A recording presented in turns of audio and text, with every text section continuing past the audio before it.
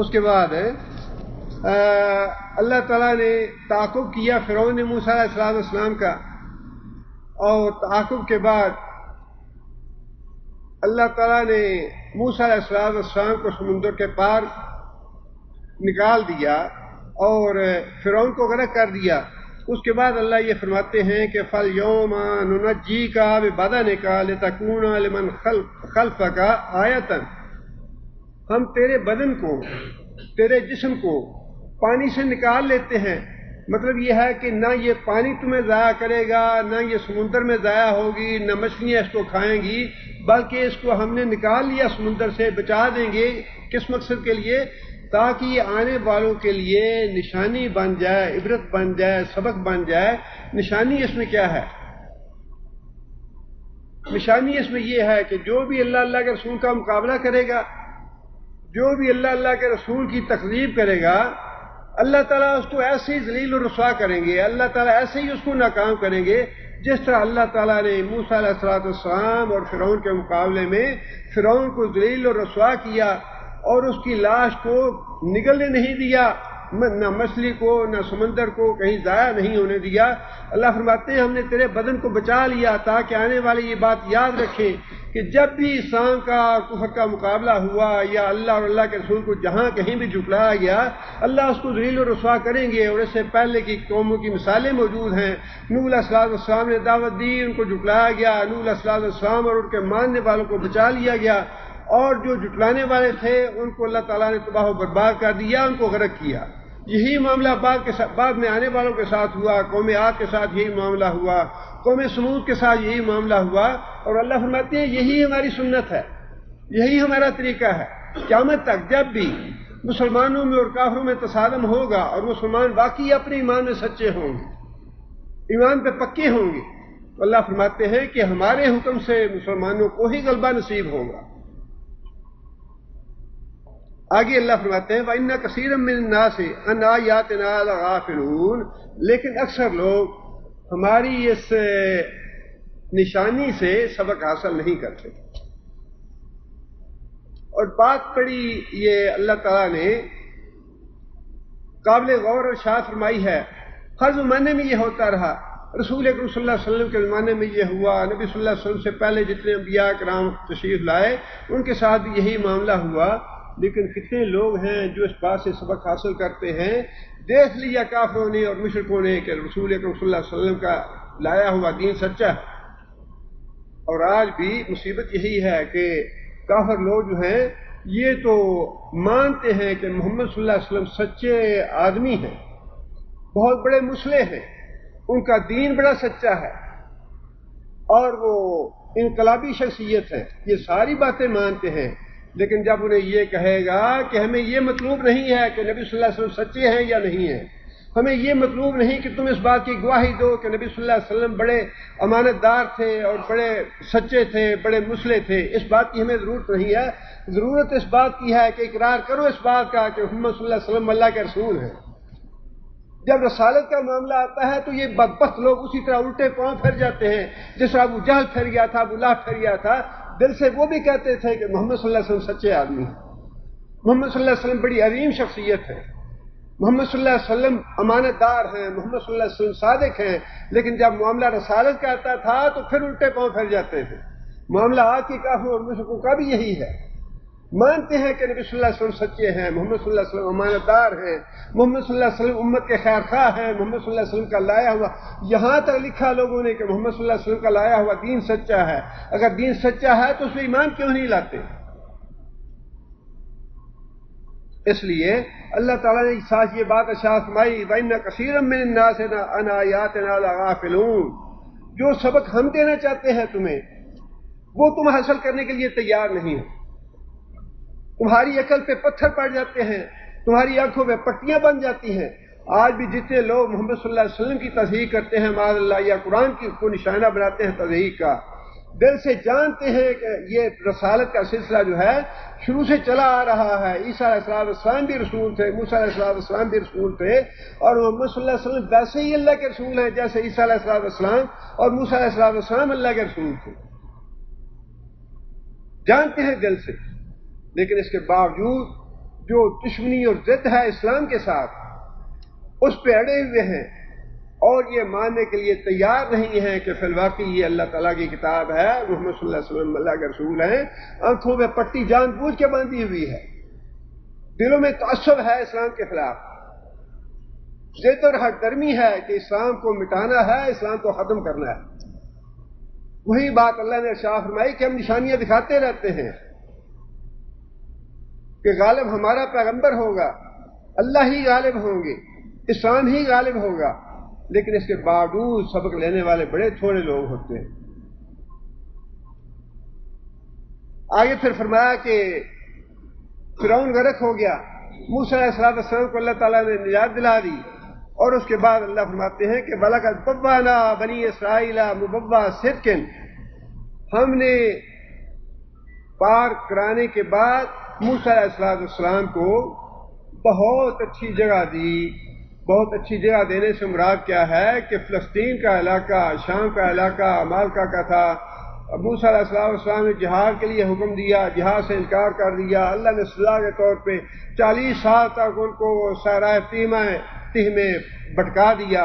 اس کے بعد پھر موسیٰ علیہ السلام فوت ہو گئے، ہارون علیہ السلام فوت ہو گئے، اس کے بعد یوشع بن نون آئے اور ان کی سرکردگی میں بنی اسرائیل نے جہاد کیا اور اللہ تعالیٰ نے غلبہ عطا فرما دیا ان کو دوبارہ پورے فلسطین کا، جس میں شام بھی شامل تھا، مصر بھی شامل تھا، اور باقی ارض فلسطین اردن وغیرہ وہ بھی شامل تھے اس میں۔ اللہ فرماتے ہیں کہ ہم نے فرعون کو غرق کرنے کے بعد بنی اسرائیل کو بہترین جگہ عطا کر دی۔ آگے فرمایا کہ وَرَزَقْنَاهُم مِّنَ الطَّيِّبَاتِ، اور پاکیزہ رزق عطا فرمایا، رزق سے بھرا ہوا ہے سارا علاقہ۔ نبی صلی اللہ علیہ وسلم نے مبارک علاقہ کہا ہے اسے شام کو، بابرکت علاقہ، فلسطین کا بھی، شام کا بھی، جتنا بھی اردن کا علاقہ ہے یہ بابرکت علاقہ ہے ہر اعتبار سے۔ اور فرمایا کہ فَمَا اخْتَلَفُوا حَتَّىٰ جَاءَهُمُ الْعِلْمُ، اب بنی اسرائیل نے ایک عرصہ جو ہے وہ تو گزارا عقیدہ توحید پہ، ایک عرصہ تو وہ قائم رہے اپنے دین پہ، لیکن اس کے بعد انہوں نے آپس میں اختلافات شروع کر دیے، اور مفسرین نے لکھا ہے یہ کہ جب بھی مسلمانوں میں اختلافات پیدا ہوتے ہیں وہ دو ہی چیزوں کی وجہ سے ہوتے ہیں، جاہ کا لالچ اور مال کا لالچ، منصب کا لالچ اور مال کا لالچ۔ اور اللہ کے رسول صلی اللہ علیہ وسلم نے یہ بات ارشاد فرمائی ہے کہ دو چیزیں جتنا انسان کے دین اور ایمان کو برباد کرتی ہیں کوئی اور چیز برباد نہیں کرتی۔ دو چیزیں جتنا انسان کے دین اور ایمان کو برباد کرتی ہیں، بھوکا بھیڑیا بھی کسی ریوڑ میں گھس جائے تو بکریوں کا اتنا نقصان نہیں کرتا جتنا نقصان چاہ کا لالچی اور مال کا لالچی انسان اپنے دین اور ایمان کا اور دوسروں کے دین ایمان کا نقصان کر دیتا ہے۔ بھیڑیا بھی اتنا نقصان ریوڑ کا نہیں کرتا۔ اور یہی معاملہ بنی اسرائیل کے ساتھ بھی یہی ہوا، اور آج مسلمانوں میں جو فرقے بٹے ہوئے ہیں اور جتنے بھی جماعتیں اور جتنے بھی ٹکڑے ہیں، جتنا بھی انتشار ہے اور جتنے بھی نئے نئے بدعتی فرقے بنے ہوئے ہیں، وجہ کیا ہے اس کی؟ یہ جو درگاہیں اور خانقاہیں بنی ہوئی ہیں، کیا انہیں یہ پتہ نہیں ہے یہ سب شرک ہے؟ بالکل پتہ ہے ان کو۔ جتنی بھی درگاہیں ہیں، دربار ہیں، خانقاہیں ہیں، جو کچھ بھی ہے ان لوگوں کو علم ہے اس بات کا کہ یہ سارا شرک ہے، یہ ناجائز ہے، یہ بدعت ہے، لیکن جو مال کا طمع اور لالچ ہے، جو دکانداریاں ہیں دنیا داری کی، وہ بند ہو جائیں گی، اور محنت کر کے مزدوری کر کے کما کے کھانا یہ بڑا مشکل کام ہے، یہ نہیں ہوتا۔ جنہیں نسلوں سے جن کی چلی آ رہی ہیں گدیاں اور جن کی خانقاہیں اور جن کے دربار نسلوں سے چلے آ رہے ہیں، وہ تو ہڈ حرام ہے، کمانے کو جی نہیں چاہتا، بڑی محنت مشقت کرنی پڑتی ہے رزق حلال کمانے کے لیے، وہ کمانے کو جی نہیں چاہتا۔ اور جو دنیا آ رہی ہے ہزاروں نہیں، لاکھوں نہیں، کروڑوں کے حساب سے، وہ چھوڑنے کو کس کا جی چاہتا ہے؟ وہ چھوڑنے کو جی نہیں چاہتا۔ اور یہی باعث ہے اختلاف کا، ورنہ قرآن ایک ہے، نبی ایک ہے، حدیث ایک ہے، قبلہ ایک ہے، سب کچھ ایک ہے، پھر یہ سارے اختلاف کیوں ہیں؟ کہیں کرسی کا لالچ ہے، اس پارٹی کا، اس جماعت کا، تو مجھے امیر ہونا چاہیے، فلاں کہتا ہے نہیں جی مجھے امیر ہونا چاہیے، فلاں کہتا ہے نہیں جی یہ تو میری کرسی ہے، میں اس لائق ہوں، فلاں اس لائق نہیں ہے، فلاں یوں ہے، فلاں یوں ہے۔ کرسی کے لالچ نے اور مال کے لالچ نے بنی اسرائیل کو بھی ٹکڑے ٹکڑے کر دیا۔ علم تھا ان کے پاس، علم سے مراد یہی ہے کہ تورات تھی ان کے پاس، اللہ کی کتاب تھی ان کے پاس، نبی آ گیا ان کے پاس، علم آنے کے بعد، تورات ملنے کے بعد، موسیٰ علیہ السلام کے آنے کے بعد، تعلیم موجود ہونے کے باوجود ان کے ٹکڑے ٹکڑے ہوئے، اور اس کی وجہ جو تھی وہ یہی تھی کہ مال اور منصب کے لالچ نے ان کو ٹکڑے ٹکڑے کر دیا۔ اور اللہ تعالیٰ معاف کرے اور اللہ تعالیٰ ہمیں اس انتشار سے بچائے۔ لیکن مسلمانوں میں بھی جو انتشار ہے، جو الگ الگ ٹکڑے بٹے ہوئے ہیں، جو الگ الگ گروہ بنے ہوئے ہیں، یہ کس وجہ سے ہے؟ ایک ہی عقیدہ، ایک ہی دین، ایک ہی کتاب، حتیٰ کہ ایک ہی مسلک کے لوگ بٹے ہوئے ہیں۔ بٹنے کی وجہ کیا ہے؟ اس کی وجہ صرف یہی ہے کہ یہ میری کرسی تھی، اس پہ مجھے ہونا چاہیے۔ یہی بات اللہ تعالیٰ نے بنی اسرائیل کے لیے ارشاد فرمائی، فَمَا اخْتَلَفُوا حَتَّىٰ جَاءَهُمُ الْعِلْمُ، علم آ گیا، علم آنے کے بعد انہوں نے اختلاف کیا، علم آنے کے بعد ٹکڑے ٹکڑے ہوئے ان کے۔ ان ربک یقضی بینہم یوم القیامۃ فیما کانوا فیہ یختلفون، بے شک تیرا رب فیصلہ کرے گا ان کے درمیان قیامت کے دن، فیما کانوا فیہ یختلفون، ان باتوں کے بارے میں جن میں تم آپس میں اختلاف کرتے ہو۔ یہ جو بدعات کی وجہ سے اور شرک کی وجہ سے الگ الگ ٹکڑے بٹے ہوئے ہیں، خواہ مسلمانوں کے ہوں یا بنی اسرائیل کے ہوں، اللہ فرماتے ہیں قیامت کے دن میں ان کا فیصلہ کر دوں گا۔ آج تو ہم کہتے ہیں اور نہیں جی نہیں، حضرت صاحب کے پاس بہت کچھ ہے، حضرت صاحب، یہ دل سے بات نکلتی نہیں ہے کہ یہ بھی فرعون جو ہے، نشانی یہی تھی اس میں کہ فرعون ایک انسان تھا، خدا نہیں تھا۔ اس نے کہا تھا انا ربکم الاعلی، اللہ نے بتا دیا کہ تم ایک ذلیل اور حقیر انسان ہو، خدا نہیں۔ قیامت کے دن اللہ فیصلہ کر دے گا کہ یہ جو بزرگوں والی باتیں ہیں، پیروں والی باتیں ہیں، حضرت صاحب والی باتیں ہیں، خانقاہوں والی باتیں ہیں، انہیں جی نہیں ہے، ان کے پاس بھی کچھ بڑا اختیار ہوتا ہے، ان کے پاس بھی، آپ ذرا بیعت تو کر کے دیکھیں ان کی۔ اللہ فرماتے ہیں میں قیامت کے دن فیصلہ تو یہاں بھی اللہ نے کر دیا، بے شمار واقعات اللہ نے بتا دیے، اللہ کے رسول کی زبان سے نکلوا دیا، قل لا املک لنفسی نفعا ولا ضرا الا ما شاء اللہ، میرے ہاتھ میں بھی کچھ نہیں ہے، کسی پیر کے ہاتھ میں، کسی حضرت صاحب کے ہاتھ میں کچھ بھی نہیں ہے، اللہ نے اس دنیا میں بھی فیصلہ کر دیا ہے۔ لیکن اللہ فرماتے ہیں کہ یہ فیصلہ جو ہے، اس فیصلے کے باوجود اختیار ہے تمہیں، فیصلہ مانو یا نہ مانو، لیکن قیامت کے دن جو فیصلہ ہوگا وہ فیصلہ ایسا ہوگا جسے جان نہیں چھوٹے گی۔ فیصلہ اس بات کا ہوگا کہ تم نے اپنی ضد کی وجہ سے، اپنی ہٹ درمی کی وجہ سے اللہ اور اللہ کی آیتوں کو ٹھکرا دیا، اور اس کا نتیجہ جہنم ہے، جہنم میں جانا پڑے گا۔ کوئی آدمی یہ نہیں کہے گا نہیں جی نہیں میں تو نہیں جاتا، میری طبیعت نہیں کرتی جانے کو، یا بھاگ جائے یا فرار ہو جائے، یہ نہیں ہوگا۔ قیامت کے دن کا فیصلہ جو ہے وہ فیصلہ ہے جو لاگو ہو کے رہے گا۔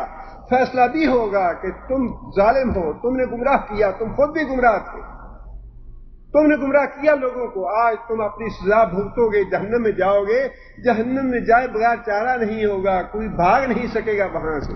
قیامت کے دن کے فیصلے میں اور آج کے دن کے فیصلے میں فرق ہے۔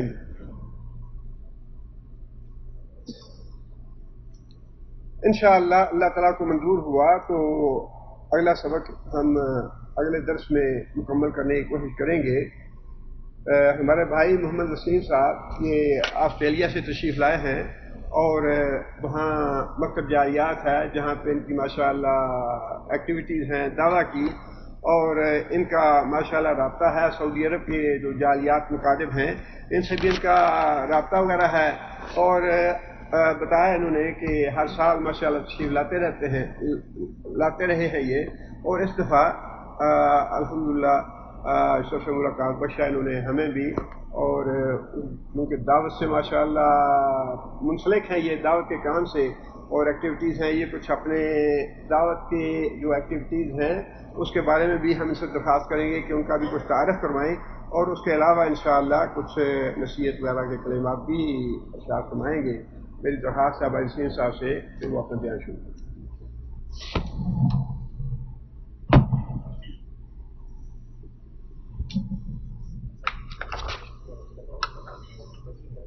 جی محمد اقبال.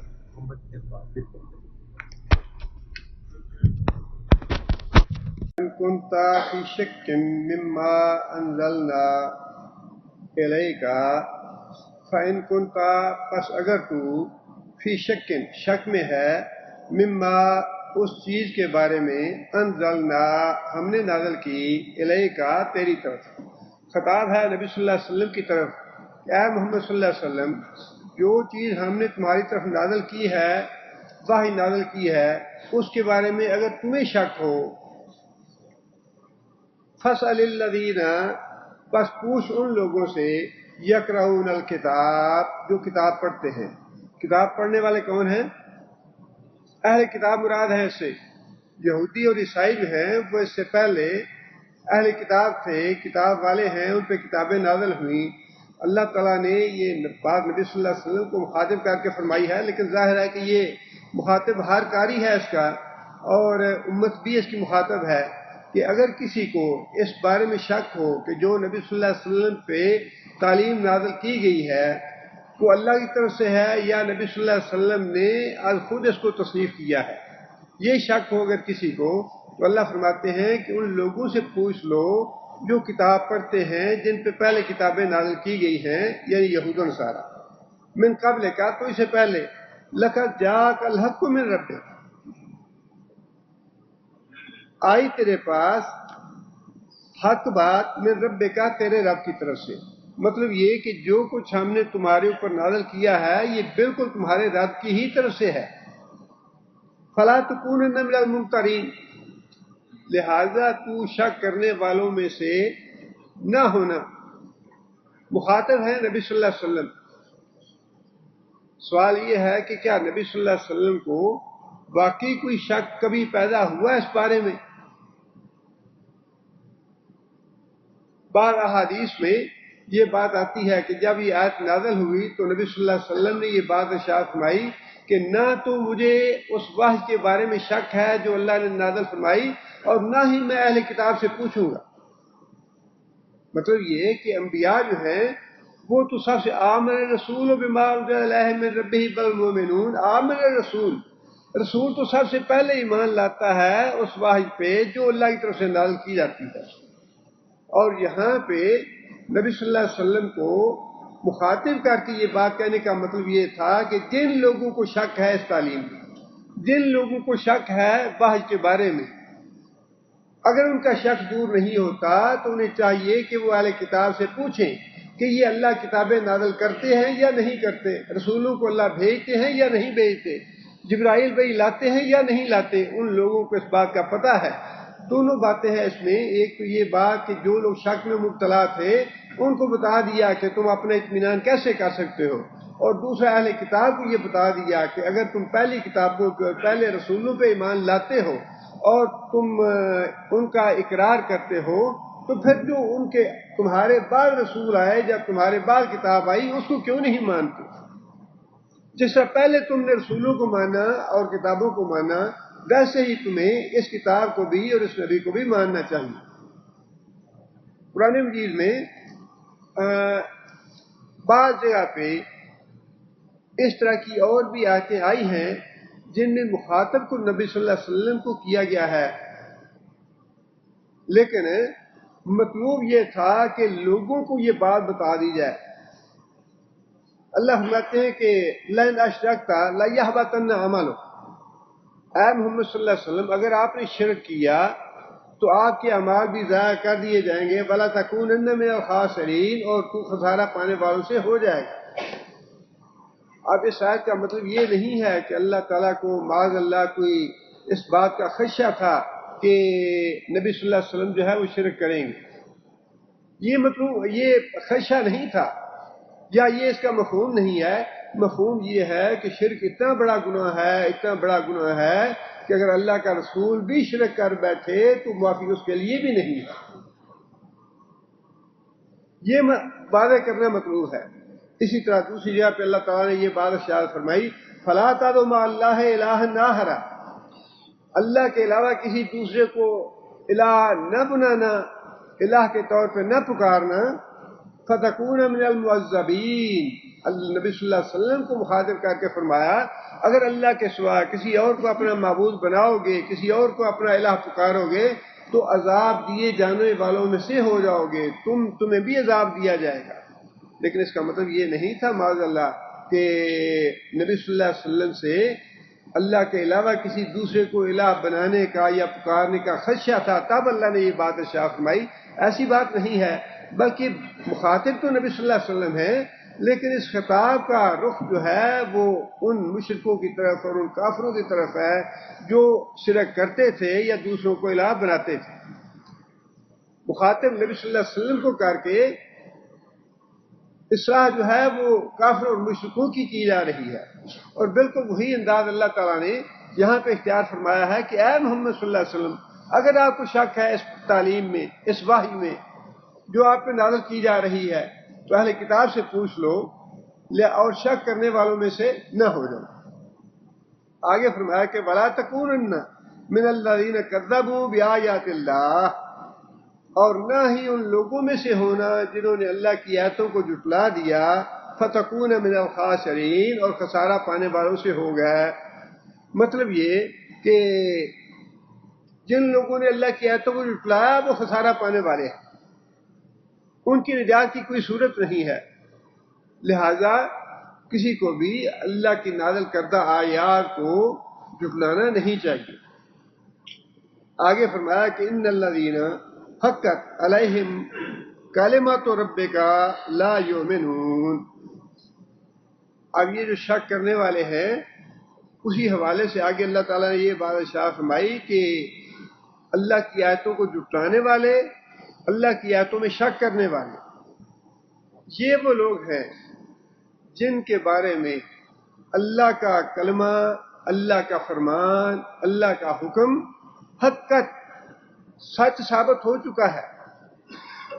اللہ کا کلمہ، اللہ کا فرمان، اللہ کا قانون، اللہ کا ضابطہ سچ ثابت ہو چکا ہے، لا یؤمنون کہ یہ ایمان نہیں لائیں گے۔ اللہ کا ضابطہ کیا ہے؟ قرآن مجید میں اللہ تعالیٰ نے مختلف جگہ پہ ہدایت کے ضابطے بتا دیے ہیں، ہدایت کا قانون بتا دیا ہے، کن لوگوں کے لیے میری ہدایت ہے، کن لوگوں کے لیے میں ہدایت کے دروازے بند کر دیتا ہوں۔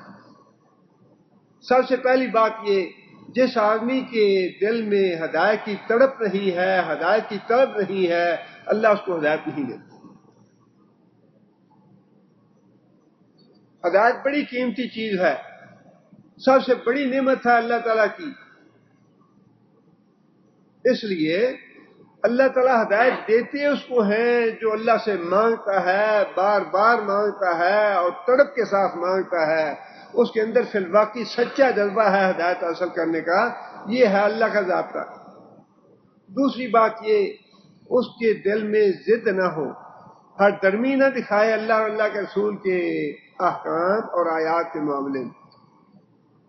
نہیں جی نہیں ہمارا مسلک تو یہ ہے، نہیں جی نہیں ہمارا امام یا مولوی تو یہ کہتا ہے، ہمارا عقیدہ تو یہ ہے۔ تعصب نہ ہو، ضد نہ ہو، اگر ضد ہوگی تعصب ہوگا، وہ تعصب خواہ مولوی کا ہو یا پیر کا ہو، امام کا ہو، کسی بھی بندے کا ہو، کسی کتاب کا ہو، کسی مؤلف کا ہو، کسی مصنف کا ہو، تعصب کسی چیز کا بھی ہو، اللہ ہدایت نہیں دے۔ اپنے دل کو صاف کر لیں ہر طرح کی ضد سے اور ہر طرح کے تعصب سے، اور اللہ سے ہدایت مانگی۔ یہی اللہ کا قانون ہے کہ ضد چھوڑ کے، تعصب چھوڑ کے جو اللہ سے ہدایت مانگے گا اللہ تعالیٰ اس کو ہدایت دیں گے۔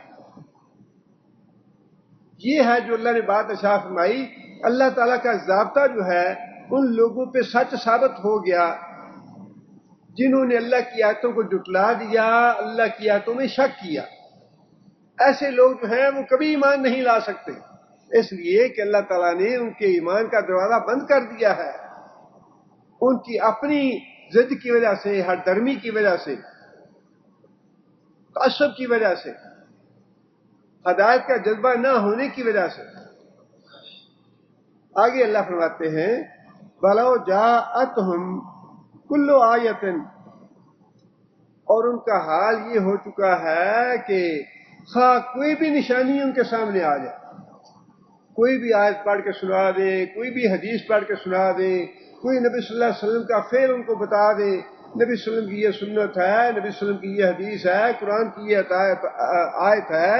اللہ فرماتے ہیں کہ جب تعصب ہوگا، ضد ہوگی، ہر درمی ہوگی، تو پھر آپ کوئی بھی آیت ان کو پڑھ کے سنا دیں، کسی بھی بات کا حوالہ دے دیں۔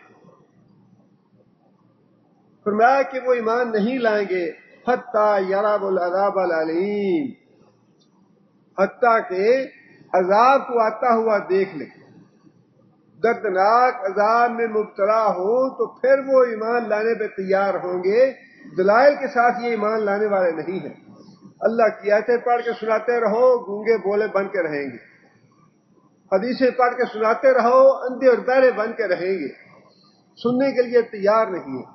اور آج کل تو اللہ تعالیٰ معاف کرے، واٹس ایپ پہ ایسے یعنی تقریریں اور ایسے بیان اور کلپس ہیں، اور پھر اندازے بیان، اللہ معاف کرے، گالی گلوچ تک اتر رہے ہیں لوگ۔ ایسی یہ کیا علماء ہیں، اور کیا داڑیاں رکھی ہوئی ہیں، اور کیا دعوت دینا چاہتے ہیں، اور کیا وہ قوم کو کس فتنے میں ڈالنا چاہتے ہیں کہ یہ معلوم ہے کہ ہم نے اس تقریر کو یا اس بیان کو نیٹ پہ ڈالنا ہے، اس کے باوجود گالیاں ہیں۔ اتنا بھی کنٹرول نہیں ہے اپنے آپ پہ، یا اتنی بھی شرم اور حیا نہیں کہ ساری دنیا سنی۔ ٹھیک ہے، تمہارا اپنا مسلک ہے، تمہارا اپنا عقیدہ ہے، جو تم اپنا عقیدہ بیان کرنا چاہتے ہو کرو بیان، لیکن کوئی شرم حیا تو ہونی چاہیے۔ کیا طریقہ، کیا وقت آ گیا ہے کہ دین کی دعوت دینے والے اور قرآن سامنے رکھ کے اور اللہ اور اللہ کے رسول کا نام لینے والے قوم کو گمراہ کر رہے ہیں اور قوم کو فتنے میں ڈال رہے ہیں۔ عقیدہ گمراہی کا ہونا یا باطل عقائد ہونی اپنی جگہ پہ، لیکن انسان کی زبان تو کم از کم صاف ہونی چاہیے، زبان میں یا آنکھوں میں کوئی شرم حیا تو ہونی چاہیے۔ اور یہ بات جو ہے نا، یہ ہمیں سب کو اس کا اہتمام کرنا تھا، وہ ہمارے سلفی یا اہل حدیث حضرات ہوں۔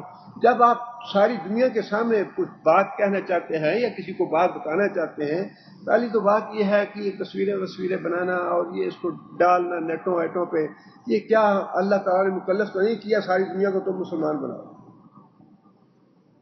جو ضابطے ہیں اللہ اور اللہ کے رسول کے، جن چیزوں سے منع کیا ہے، برائی رہی نہیں۔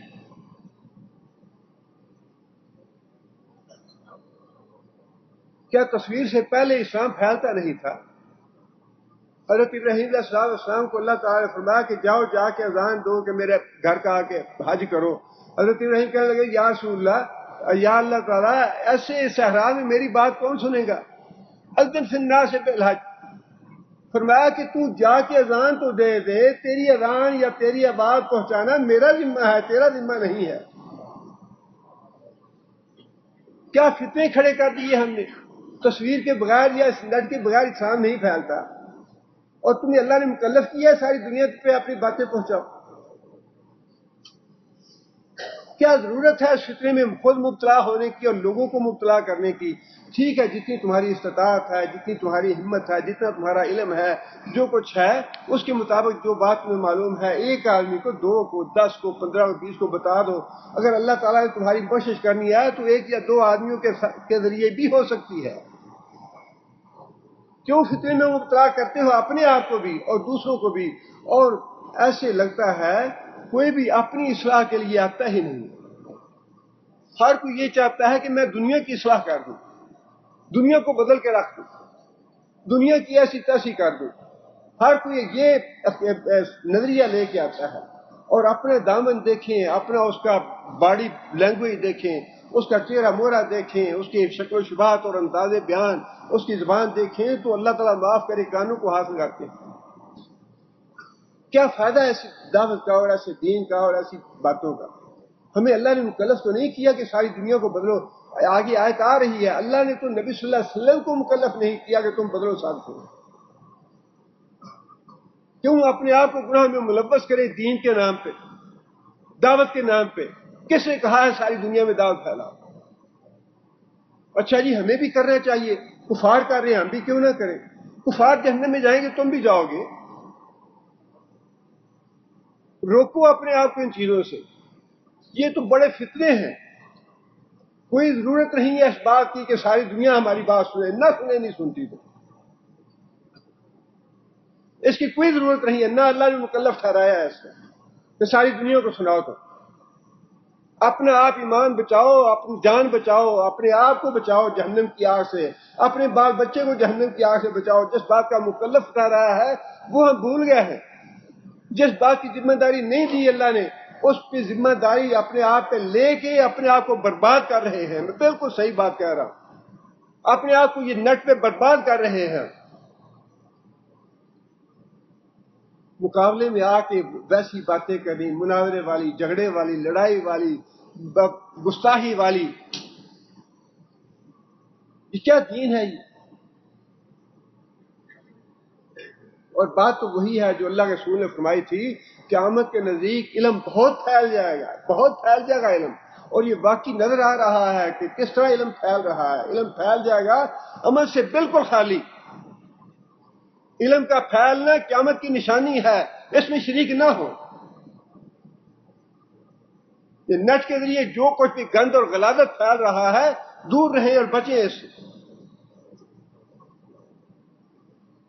نہیں ہے مکلف ہم اس بات کی، نہ اللہ نے ہمیں اس بات کا ذمہ دار ٹھہرایا ہے. اچھا جی آپ ہی جواب دیں، آپ کیوں نہیں دیتے؟ آپ یہ سنیں. میرے پاس تو وقت نہیں ہے، میں کیوں سنوں؟ میں اپنے آپ کو کیوں مصیبت میں اور فتنے میں ڈالوں؟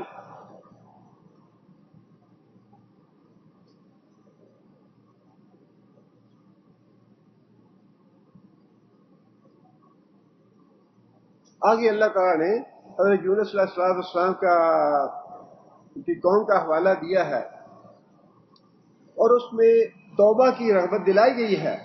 یونس علیہ السلام کی قوم کا حوالہ دینے سے اللہ تعالیٰ نے توبہ کی طرف رغبت دلائی ہے کہ عذاب اللہ کا آنے سے پہلے پہلے توبہ کر لو. کوئی بات ہے اپنی ذات کی طرف، اپنی اصلاح کی طرف، اپنی بھلائی کے لیے کوئی توجہ دینے کے لیے تیار نہیں ہے. دوسروں کے ساتھ پہ ڈنڈا لے کھڑے ہو جاؤ، یہ ہے دین. دوسروں کی ایسی تیسی کر دو. کیسا عجیب سوچ بن گئی ہے اور کیسا عجیب فتنہ کھڑا ہو گیا ہے.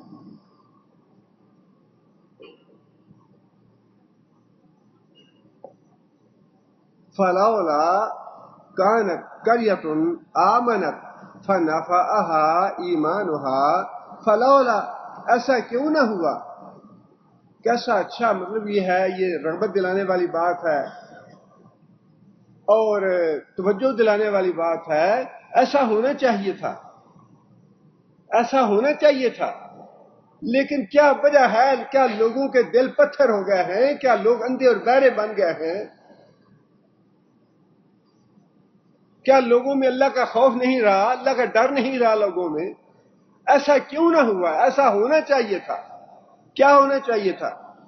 قریۃ، کوئی بستی ایسی نکل آتی، آمنت، جو ایمان لاتی، فنفعها ایمانها، اور اس کا ایمان لانا اس کو نفع دیتا. ایسا کیوں نہ ہوا کہ جو پہلی قومیں ہلاک ہو گئی ہیں، قوم عاد ہے، قوم سمود ہے، قوم نوح ہے، ان قوموں میں سے ایسی قوم کیوں نہ پیدا ہوئی، ایسی کوئی بستی کیوں نہ ہوئی جو اللہ کا عذاب آنے سے پہلے پہلے ایمان لے آتی اور اس کا ایمان اس کو فائدہ دیتا. جس طرح حضرت یونس علیہ السلام کی قوم ایمان لے. یہ ہے کہنے کا مطلب یہ ہے کہ اللہ کی پکڑ آنے سے پہلے پہلے، اللہ کا عذاب آنے سے پہلے پہلے توبہ کر لو. عذاب آنے سے پہلے اللہ تعالیٰ توبہ قبول کر لیتے ہیں، لیکن جب عذاب نازل ہو جائے، عذاب میں مبتلا ہو جائے کوئی قوم یا کوئی فرد، عذاب میں پکڑا جائے، پھر توبہ قبول نہیں ہے. جب اس کی مہلت ختم ہو جائے. فرمایا کہ ایسا کیوں نہ ہوا کہ کوئی ایسی بستی اور بھی ہوتی جو ایمان لاتی اور اس کا ایمان اس کو فائدہ دیتا. الا قوم یونس، بس ایک صرف یونس علیہ السلام کی قوم ایسی ہوئی جو عذاب آنے سے، عذاب کو دیکھا، عذاب میں مبتلا ہونے سے پہلے پہلے توبہ کا راستہ اختیار کر لیا. لما آمنوا، جب وہ ایمان لے آئے کشفنا عنہم عذاب الخزی فی الحیات الدنیا، ہم نے دور کر دیا ان سے عذاب رسوائی کا دنیا کی زندگی میں۔ مفسرین نے لکھا ہے کہ یونس علیہ السلام نے دعوت دی اپنی قوم کو، اور جب قوم سے مایوس ہو گیا تو قوم کو وارننگ دے دی کہ اتنے دنوں کے بعد تم پہ عذاب آ جائے گا۔ 40 دن یا جتنے بھی دن تھے انہیں بتا دیا کہ عذاب آنے والا ہے تم پہ۔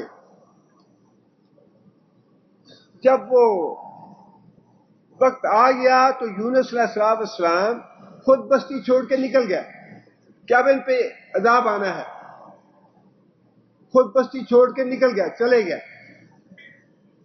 لیکن جب بعد میں لوگوں نے یہ دیکھا، یونس علیہ السلام کی قوم نے یہ دیکھا یونس تو خود بھی نکل گیا ہے اور جو عذاب کا اسے وعدہ کیا تھا وہ بھی سر پہ آ پہنچا ہے، انہیں یقین ہو گیا کہ باقی ہم عذاب میں پکڑے جائیں گے۔ یونس نکل گیا یہاں سے علیہ السلام عذاب کے ڈر سے۔ چنانچہ اس قوم نے، یونس علیہ السلام کی قوم نے اپنے گھر کے بچوں کو، عورتوں کو، مردوں کو، حتیٰ کہ جانوروں کو بھی اکٹھا کیا اور بستی سے باہر نکل کے میدان میں چلے گئے اور جا کے آہوزاری کی، گڑ گڑائے، روئے اللہ کے آگے کہ یا اللہ عذاب سے بچا لے ہم کو۔ یہ ہے وہ بات جس کا اللہ تعالیٰ فرما رہے ہیں کہ لولا، کیوں نہ ایسا ہوا، کوئی اور بستی بھی ایسا کرتی، اس کو بھی ہم چھوڑ دیتے، اس کو بھی معاف کر دیتے۔ کیوں نہ ایسا ہوا کہ لوگ اللہ کا عذاب آنے سے پہلے پہلے توبہ استغفار کر لیں۔ اس میں تنبیہ ہے، رغبت ہے توبہ کرنے کے لیے۔ اللہ کا عذاب آنے سے پہلے، اللہ کی پکڑ آنے سے پہلے پہلے توبہ کرو اللہ سے۔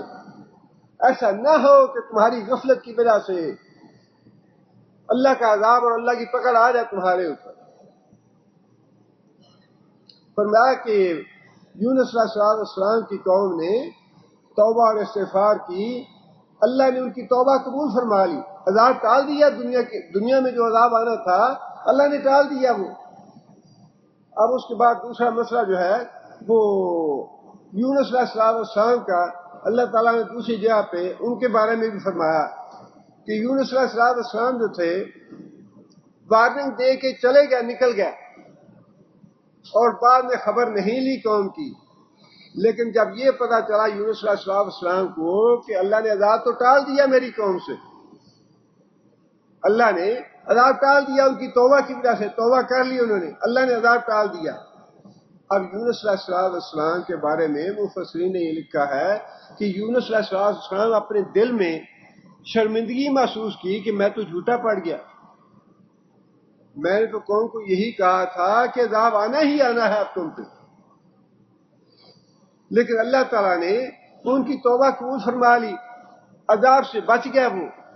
یونس علیہ السلام کے دل میں یہ شرمندگی تھی، اب میں قوم میں جاؤں گا تو قوم کہے گی کہ تم نے غلط بات کی تھی، غلط وعدہ ہو گیا تمہارا۔ اس وجہ سے یونس علیہ السلام پلٹ کے اس بستی میں نہیں گئے۔ اس کا ذکر پھر ہے اللہ تعالیٰ نے دوسری جگہ پہ کیا ہے، اذ ابقا الی الفلک المشحون، یونس علیہ السلام نے چاہا کہ کشتی میں بیٹھ کے کسی دوسرے علاقے میں چلے جائیں، فساہم فکان من المدحضین، کشتی پہ سوار ہو گئے، کشتی سمندر کے درمیان پہنچی، طوفان آ گیا، کشتی جو تھی وہ ڈولنے لگی۔ ملاح جو تھے انہوں نے کہا کہ ایسی صورتحال میں بہت زیادہ ہو گیا ہے، کسی ایک آدمی کو نکالنا پڑے گا تاکہ باقی لوگوں کی جان بچ جائے۔ قرعہ ڈالا گیا، فساہم، قرعہ ڈالا انہوں نے، فکان من المدحضین، اور قرعہ جو تھا وہ یونس علیہ السلام کے نام نکل آیا۔ یونس علیہ السلام کو کشتی سے نکلنا پڑا۔ اللہ فرماتے ہیں فَالْتَقَمَهُ الْحُوتُ وَهُوَ مُلِيمٌ، جیسے یونس علیہ السلام نے سمندر میں چھلانگ لگائی، اللہ تعالیٰ نے مچھلی کو حکم دے رکھا تھا کہ یونس علیہ السلام کو تم نے چھلانگ لگاتے ہی اپنے اندر نگل لینا ہے، مچھلی نے یونس علیہ السلام کو نگل لیا، اپنے پیٹ میں لے گئی.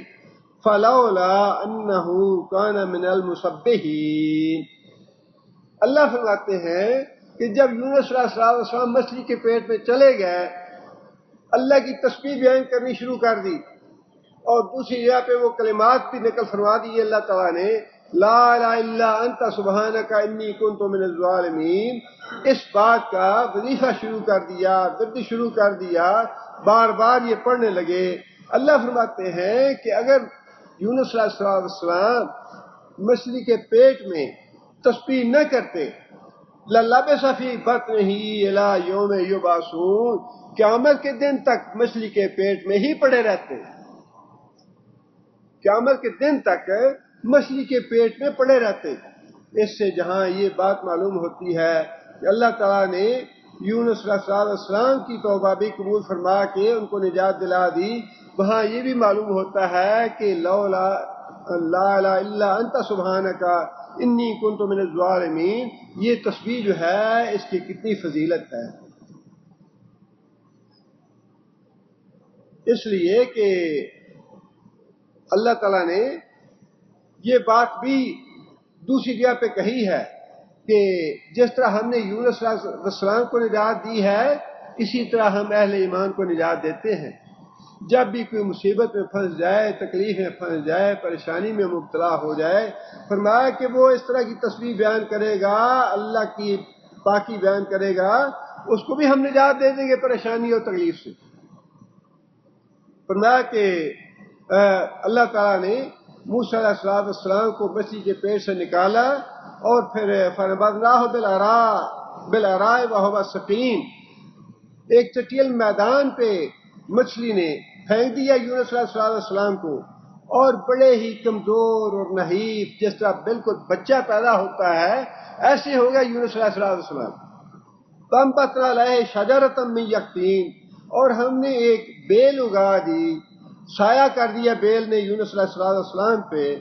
اور پھر بکری ایک اللہ تعالیٰ نے مقرر فرما دی ان کو دودھ پلانے کے لیے. اس کے بعد پھر اللہ تعالیٰ نے ان کو صحت عطا فرمائی، تندرست کر دیا، توانہ کر دیا.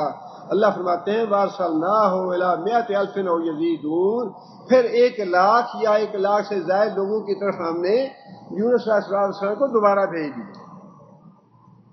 یہ ہے وہ بات جو اللہ تعالیٰ نے یہاں ارشاد فرمائی. جس طرح یونس علیہ السلام کی قوم نے توبہ کی، اللہ نے ان کی توبہ قبول فرما لی. فرمایا کہ ایسا کیوں نہ ہوا کہ دوسری بستیوں والے بھی توبہ کرتے عذاب آنے سے پہلے، ان کی توبہ بھی ہم قبول کر لیتے. فمتعناہم الی حین، اور پھر دنیا کی زندگی میں ہم نے ان کو ایک وقت تک مہلت دے دی، توبہ بھی قبول کر لی، اور ان کو اور زندگی دے دی تاکہ وہ نیک اعمال کر سکے. آگے اللہ فرماتے ہیں وَلَوْ شَاءَ رَبُّكَ لَآمَنَ مَنْ فِي الْأَرْضِ كُلُّهُمْ. وَلَوْ شَاءَ رَبُّكَ، اگر تیرا رب چاہتا، لَآمَنَ، ایمان لاتے، مَنْ فِي الْأَرْضِ، ساری مخلوق جتنی بھی زمین میں ہے، کلہم، ساری کی ساری. اگر اللہ چاہتا کہ ساری دنیا مومن ہو جائے تو کیا اللہ کے لیے مشکل تھا یہ؟ اگر اللہ یہ چاہتا کہ ساری دنیا مومن ہو جائے، اللہ کے رسول کی فرما بردار ہو جائے، کیا اللہ کے لیے مشکل تھا؟ اللہ کے لیے مشکل نہیں تھا یہ. اللہ تعالیٰ نے ایسی مخلوق پہلے سے پیدا کر رکھی ہے جو اللہ کی نافرمانی کا تصور ہی نہیں کر سکتے.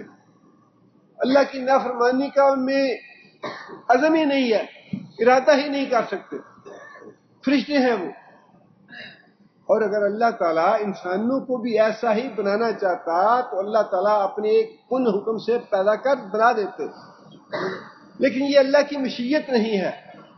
وَلَوْ شِئْنَا لَآتَيْنَا كُلَّ نَفْسٍ هُدَاهَا وَلَٰكِنْ حَقَّ الْقَوْلُ مِنِّي لَأَمْلَأَنَّ جَهَنَّمَ مِنَ الْجِنَّةِ وَالنَّاسِ أَجْمَعِينَ. اگر ہم چاہتے کہ ساری کی ساری دنیا مومن ہو جائے تو ہم کر سکتے تھے ایسا.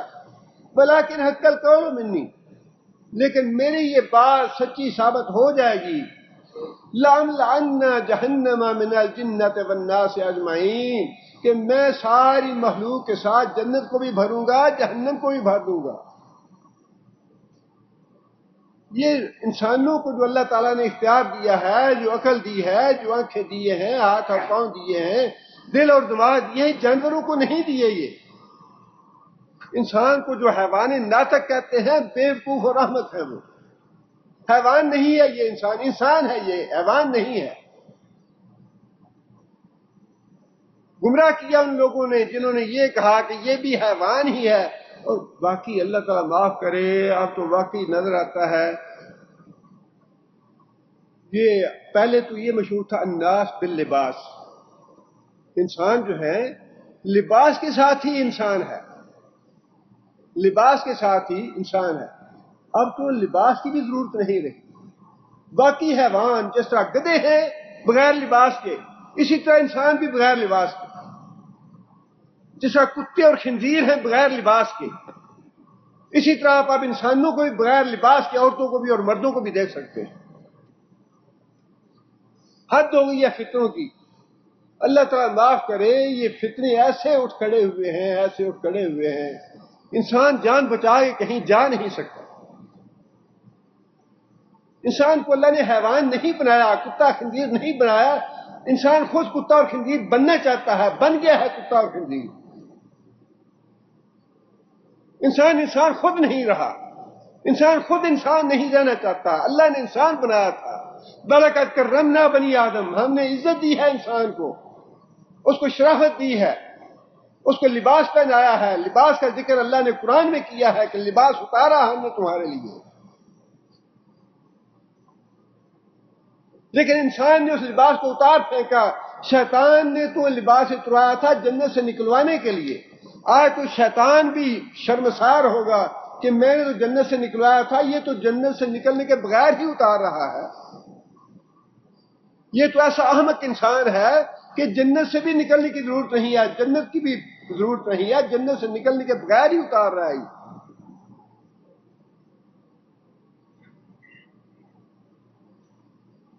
فرمایا کہ یہ زندگی جو ہے یا دنیا جو ہے یا زندگی اور موت، یہ ہم نے اس لیے بنائی ہے تاکہ ہم آزمائیں انسانوں کو. لَأَمْلَأَنَّ جَهَنَّمَ مِنَ الْجِنَّةِ وَالنَّاسِ أَجْمَعِينَ، میں جنت کو، جہنم کو بھروں گا انسانوں سے بھی اور جنوں سے بھی.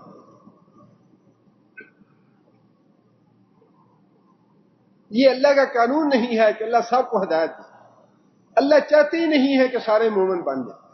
اللہ چاہتے ہیں کہ کچھ ابو جہل اور ابو لہب کی اولاد سے باقی رہے، قیامت تک باقی رہے، بلکہ زیادہ وہی ہوں گے. اب تو ایمان لانے کے باوجود، اسلام کا دعویٰ کرنے کے باوجود، کلمہ پڑھنے کے باوجود ایسی ایسی باتیں سننے کو مل رہی ہیں کہ اللہ کی پناہ.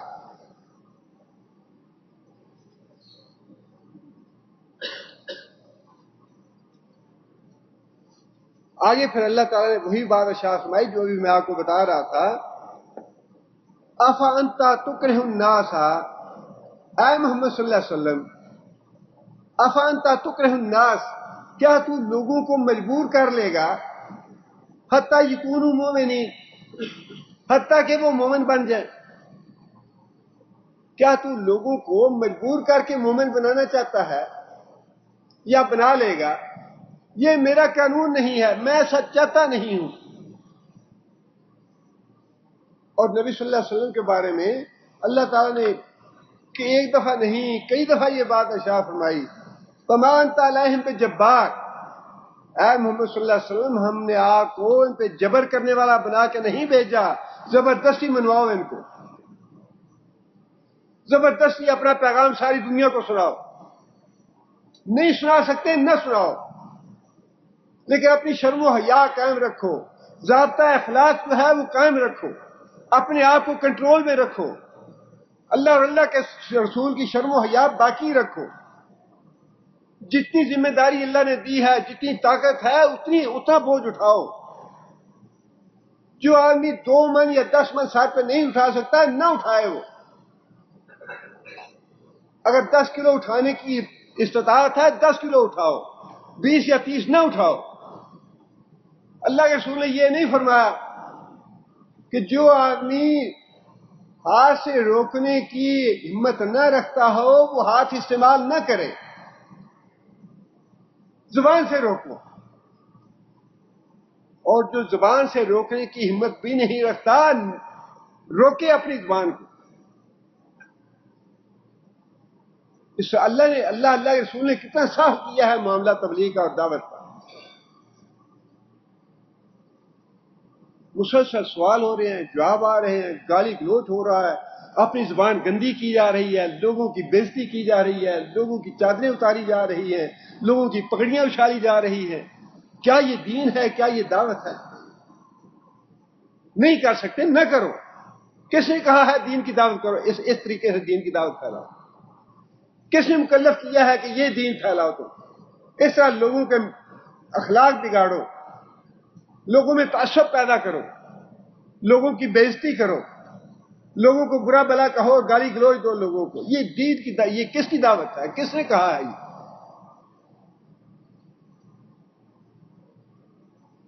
اللہ تعالیٰ نے تو نبی صلی اللہ علیہ وسلم کو روک دیا اس بات سے، تسلی دلا دی. کمان تعالیٰ میں جبار، ہم نے جبار بنا کے نہیں بھیجا تمہیں کہ زبردستی جا کے اپنی باتیں منواؤ لوگوں سے. لست علیہم پہ مسیطر، تم تھانے دار نہیں بنا کے بھیجے گا، ڈنڈا بردار بنا کے نہیں بھیجے گا کہ ضرور اپنی باتیں منواؤ. جو اسلام کے ضابطے ہیں، اسلام کی حدود اور قیود ہیں، ان کے اندر رہو. جتنی بات کی توفیق دی ہے اتنی بات کرو، جتنا بوجھ اٹھانے کی طاقت ہے اتنا بوجھ اٹھاؤ.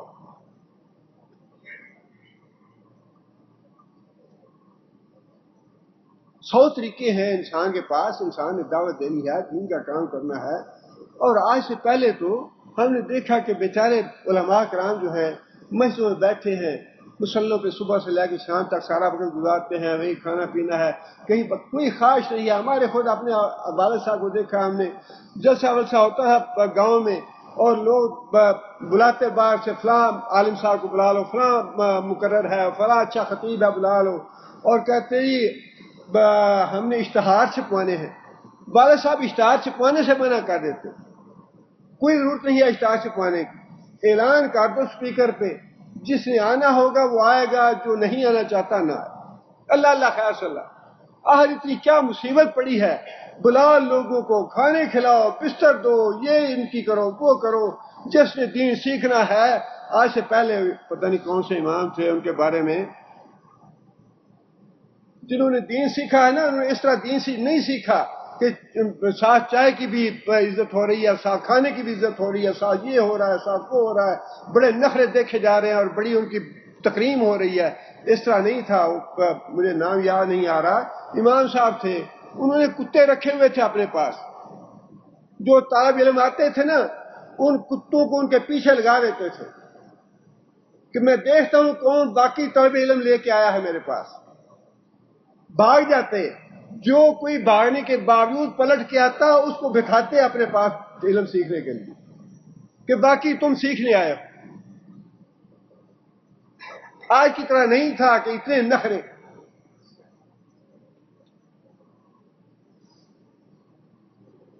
اور اتنا کچھ آج کوئی کلمہ سیکھ لے، کوئی بات سیکھے، جیسے سیکھنا ہے اس نے اپنی بھلائی کے لیے سیکھنا ہے. ہم کسی پہ جبار بنا کے یا کسی پہ اللہ تعالیٰ نے اپنے رسول کو کہہ دیا تم بھی جبار نہیں ہو، تم بھی تھانے دار یا ڈنڈا بردار نہیں ہو. جو بات سنتا ہے سنے، جو نہیں سنتا نہ سنے. اور تمہیں اس بات کا مکلف نہیں بنایا گیا. اللہ نے جو بات جہاں پہنچانی ہوگی اللہ خود پہنچا دے گا. مجھے ضرورت نہیں ہے کہ کوئی فوٹو لے کے ساری دنیا میں پھیلائے ہوئے، مجھے کوئی ضرورت نہیں ہے اس بات. اگر اللہ کو منظور ہوگا میری بات کہیں پہنچانا، اللہ خود پہنچائیں گے، میں اس کا ذمہ دار نہیں. میری زبان سے جو بات نکلی ہے، اگر یہ اللہ کے لیے ہے، اگر یہ اللہ کی رضا کے لیے ہے، تو قیامت کے دن میں اپنے میزان عمل میں دیکھ لوں گا اسے. اور اگر دنیا کو دکھانے کے لیے ہے، ریا کے لیے ہے، آکڑ کے لیے ہے، تکبر کے لیے ہے، اپنے آپ کو مولوی کہلوانے کے لیے ہے، اپنے آپ کو بڑا بنانے کے لیے ہے، تو میرے لیے جہنم ہے. اللہ معاف کرے، اللہ پناہ دے مجھے اس.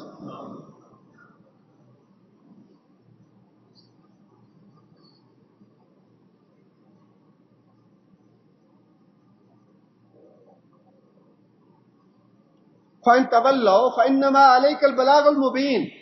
اے محمد صلی اللہ علیہ وسلم اگر تیری بات نہیں مانتے تو نہ مانے، تمہیں اس کی فکر کرنے کی ضرورت نہیں ہے، تو صرف پہنچانے والا ہے، تو پیغمبر ہے، پیغمبر ہے، تو پیغام دے دے، بات اپنی زبان سے نکال دے، اس کے بعد تیری بات کو ہم کہاں تک پہنچاتے ہیں۔ اب اللہ کے رسول تو 63 سال کی عمر، ساری 23 سال کی زندگی تھی جو نبوت کی زندگی تھی، 23 سال میں نبی صلی اللہ علیہ وسلم نے، اس زمانے میں نہ کوئی نیٹ تھا، نہ فوٹو تھی، نہ پریس تھے، نہ پرنٹنگ تھی، کوئی چیز ہی نہیں تھی۔ اللہ نے فرمایا کہ اے محمد صلی اللہ علیہ وسلم ہم نے تیرا دین باقی رکھنا ہے۔ کافروں کی ساری مخالفت کے باوجود، دشمنی کے باوجود، جنگوں کے باوجود، لڑائیوں کے باوجود، کوئی ذریعہ نہ ہوتے ہوئے، کوئی وسیلہ نہ ہوتے ہوئے، کوئی میڈیا نہ ہوتے ہوئے، اللہ تعالیٰ نے آج 1400 سال بعد نبی صلی اللہ علیہ وسلم کی اس خواہش کو، نبی صلی اللہ علیہ وسلم کی تعلیم کو، نبی صلی اللہ علیہ وسلم کے پیغام کو کس طرح پوری دنیا میں پھیلا دیا۔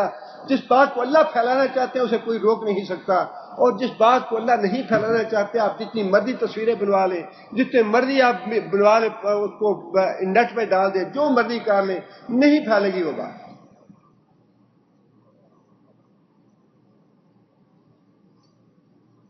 دین کی دعوت جو ہے یہ انسان ان حدودوں کے یوز کے اندر کیوں نہ رہے جو اللہ کے رسول نے بتائی ہے۔ ذمہ داری ہماری نہیں ہے، اللہ چاہیں گے تو ہوگا، چاہیں گے تو نہیں ہوگا، نتائج ہمارے ذمہ نہیں ہے، ہم اس بات کے مکلف ہیں۔ ٹھیک ہے، ایک طریقہ مقرر کیا ہے، ایک وقت ہے، آ کے بیٹھ جائیں، اپنی بات کریں۔ اب اللہ اس میں کتنی برکت ڈالتے ہیں، اللہ کتنا پسند کرتے ہیں، اللہ کتنے راضی ہوتے ہیں، یہ تو معاملہ اللہ کے ساتھ ہے۔ ہمیں تو دعا کرنی چاہیے اللہ سے، یا اللہ ہم ٹوٹے پھوٹے جو الفاظ ادا کرتے ہیں، یا ٹوٹی پھوٹی جو بھی محنت ہے، یا جیسی کیسی بھی ہے، تیری بارگاہ میں تو اسے شرف قبولیت عطا فرما لے۔ باقی اللہ کا معاملہ ہے، اللہ تعالیٰ سے ہم امید رکھتے ہیں کہ اللہ تعالیٰ معاف کرنے والا، اس سے زیادہ کیا چاہیے ہمیں؟ کیا اپنی شہرت، اپنی مشہوری چاہیے؟ وہ تو اوباما کو بڑی حاصل ہے، اگر شہرت چاہیے تو اوباما ساری دنیا میں مشہور ہے۔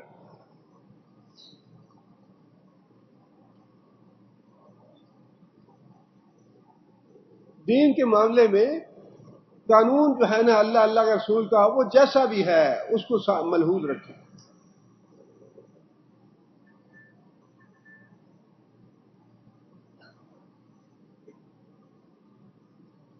آگے اللہ فرماتے ہیں کہ وما کان لنفس، دیکھیں ایک بات تو بھی اللہ نے فرما دی کہ اے محمد صلی اللہ علیہ وسلم آپ لوگوں کو مجبور نہیں کر سکتے، نہ ہی اس کی ضرورت ہے۔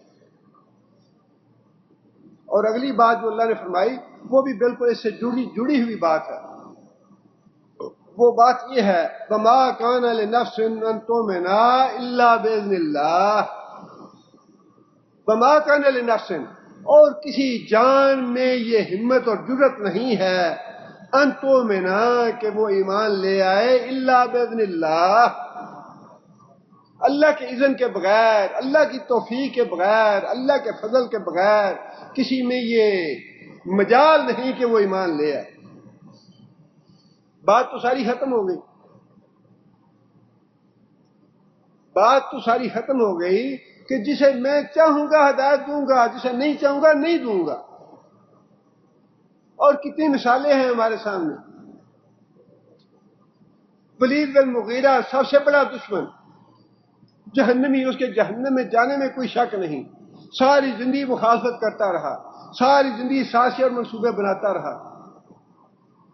حضرت خالد کس کے بیٹے تھے؟ خالد بن ولید، باپ جہنم میں، بیٹا جنت میں۔ اب یہ تقسیم کس کی ہے کسی کی مجال اللہ کے اذن کے بغیر ایمان لے آئے؟ عقبہ بن ابی معیط، بدترین دشمن، نبی صلی اللہ علیہ وسلم پہ ایک دفعہ نہیں کئی دفعہ قاتلانہ حملے کیے، نبی صلی اللہ علیہ وسلم کی گردن میں چادر ڈال کے اس کو مروڑ کے قتل کرنے کی کوشش کی ہے حرم شریف میں، عقبہ بن ابی معیط نے، جہنمی ہے، نبی صلی اللہ علیہ وسلم کے ہاتھوں قتل ہوا۔ اور حدیث میں آتا ہے یہ کہ سب سے بدترین جہنم کا عذاب اس کو ہے جو نبی کے ہاتھوں قتل ہوا یا جس نے نبی کو قتل کیا۔ جس نے نبی کو قتل کیا بدترین عذاب اس کے لیے جہنم کا۔ اور جو نبی کے ہاتھوں قتل ہوا اس کے لیے بدترین عذاب جہنم کا۔ عقبہ بن ابی معیط وہ ہے جو نبی صلی اللہ علیہ وسلم کے حکم پہ قتل کیا گیا، اور بیٹی ام کلثوم بن عقبہ بن نبی معیط، لڑکی ہے 12-13 سال کی، اللہ نے اس کو اسلام نصیب کر دیا، 13-14 سال کی لڑکی دشمن اسلام کے گھر پیدا ہوئی، بھائی بھی مشرک ہیں، بیٹی کو اللہ نے ہدایت دے دی، اور 13-14 سال کی عمر میں مکہ چھوڑ کے مدینہ ہجرت کر کے گئی۔ یہ کس کے اذن سے ہے؟ کس کے فضل سے ہے؟ کس کی توفیق سے ہے؟ اللہ کی توفیق سے ہے۔ اور اس کی مثال ایک نہیں ہے، بے شمار ہیں۔ عمر بن خطاب اور عمر بن حشام دونوں کے لیے دعا مانگی اللہ کے رسول نے۔ اللہ نے اذن کس کے لیے رکھا تھا؟ عمر بن خطاب کے لیے۔ اللہ کا اذن جس کے لیے ہے، جس کے لیے اللہ کی توفیق ہے، اسے ہدایت ملے گی، جس کے لیے توفیق نہیں ہے اس کو ہدایت نہیں ملے گی۔ آپ جتنی مرضی اسلام کی حدود کو پامال کر لیں، دین پھیلانے کے لیے کیا ضرورت ہے اس کی؟ اب یہ ٹھیک ہے، میں اس کو یہ بھی نہیں کہتا کہ تمنا تو اچھی ہے کہ اسلام ساری دنیا میں پھیلایا جائے، لیکن اس طریقے سے نہ پھیلاؤ جس طرح سے کافر اپنا دین پھیلا رہے، اس طریقے سے نہ پھیلاؤ۔ ہمارا دین ان جیسا دین نہیں ہے، ہمارا دین مختلف ہے اس سے۔ مثال دینے کے لیے اور بات سمجھانے کے لیے کہہ رہا ہوں، تبلیغی جماعت ساری دنیا میں پھیلی ہوئی ہے، بغیر تصویروں کے کام کر رہی ہے کہ نہیں کر رہی؟ بغیر میڈیا کے کام کر رہی ہے کہ نہیں کر رہی؟ کیا مطلب اس کا؟ مطلب اس کا یہ ہے کہ ہمارا اندر جو ہے وہ کھرا نہیں ہے۔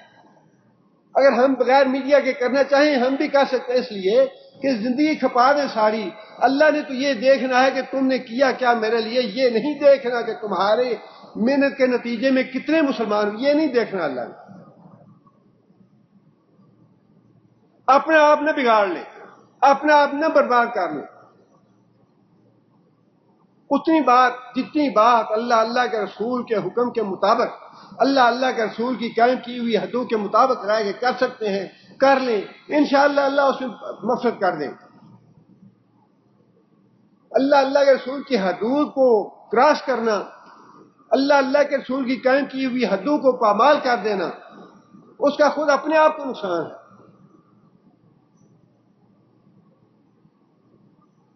نبی صلی اللہ علیہ وسلم کی زندگی مبارک میں، حیات طیبہ میں 13 سال تک خود بھی مصائب جھیلے اور صحابہ کرام کو جھیلتے دیکھا نبی صلی اللہ علیہ وسلم۔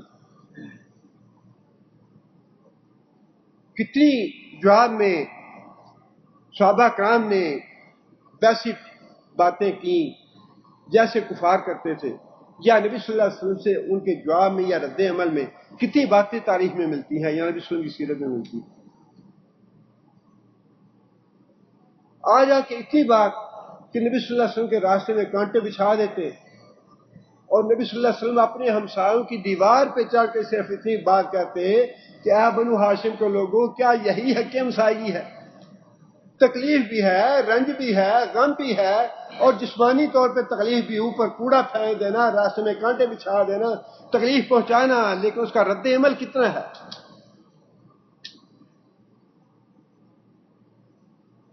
رد عمل صرف اتنا ہے کہ اے بنو ہاشم کے لوگوں، کیا یہی حق ہمسائی ہے جو مجھے اس طرح کی اذیت پہنچاتے ہو؟ اس سنت پہ بھی عمل کرنے کی ضرورت ہے یا نہیں ہے؟ یا گالی کے جواب میں گالی سنانا سنت ہے؟ اللہ معاف کرے، نبی صلی اللہ علیہ وسلم تو گالی دی نہیں کسی گناہ، یہ سنت ہے، لیکن گالی میں گالی جواب دینا یہ کون سا اخلاق ہے؟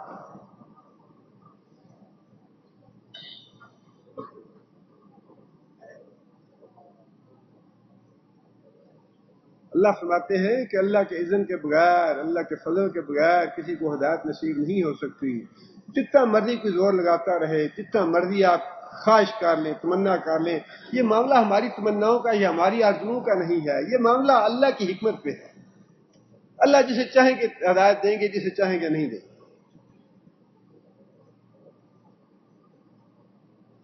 وَيَجْعَلُ الرِّجْسَ عَلَى الَّذِينَ لَا يَعْقِلُونَ، اور جو لوگ عقل سے کام نہیں لیتے اللہ تعالیٰ گندگی ڈال دیتے ہیں ان کے اوپر. اس میں اللہ تعالیٰ نے اس بات کی طرف رغبت دلائی ہے کہ عقل سے سوچو، عقل کو استعمال کرو. عقل کو دین کے معاملے میں باپ دادا کا دین، رسم و رواج کا دین، دیکھا پڑھا دین، حضرت صاحب کا دین، مولوی صاحب کا دین، یہ کوئی دلیل نہیں ہے. عقل اپنی استعمال کرو. جو کچھ بھی یہاں پڑھتے ہو، جو سنتے ہو، ایک دفعہ نہیں 100 دفعہ جا کے پڑھو اور سنو، سوچو اس پہ. اگر کوئی بات غلط ہے تو بالکل آج میرا دامن پکڑ لیں کہ یہ بات تم نے غلط کہی ہے، یہ قرآن سے یا حدیث سے ثابت نہیں ہے. ایک دفعہ نہیں 10 بار، 10 دفعہ نہیں 100 دفعہ پڑھیں، سوچیں، عقل سے کام لیں. اللہ فرماتے ہیں میں گندگی ان لوگوں پہ ڈالتا ہوں، ان لوگوں کی مت مار دیتا ہوں جو خود عقل سے کام نہیں لیتے. عقل دی ہے اللہ نے اس لیے کہ اس عقل سے سوچو دین کے بارے میں کہ جو دین میں نے اختیار کیا ہے یہ سیدھا راستہ ہے، یہ غلط راستہ ہے، یہ دین مجھے جہنم میں لے کے جائے گا یا جنت میں لے کے جائے گا. عقل سے کام لو، سوچو اس عقل سے. اور جو عقل سے کام نہیں لیتے اللہ فرماتے ہیں کہ میں گندگی ڈال دیتا ہوں ان پہ، شیطان مسلط کر دیتا ہوں ان پہ. اللہ تعالیٰ دعا ہے کہ اللہ تعالیٰ ہمیں سوچنے اور سمجھنے کی توفیق عطا فرمائے، اور اللہ تعالیٰ ہمیں آج کل کے فتنوں سے بچنے کی توفیق عطا فرمائے. ان باتوں میں بہت سبق ہے ہمارے لیے کہ اللہ تعالیٰ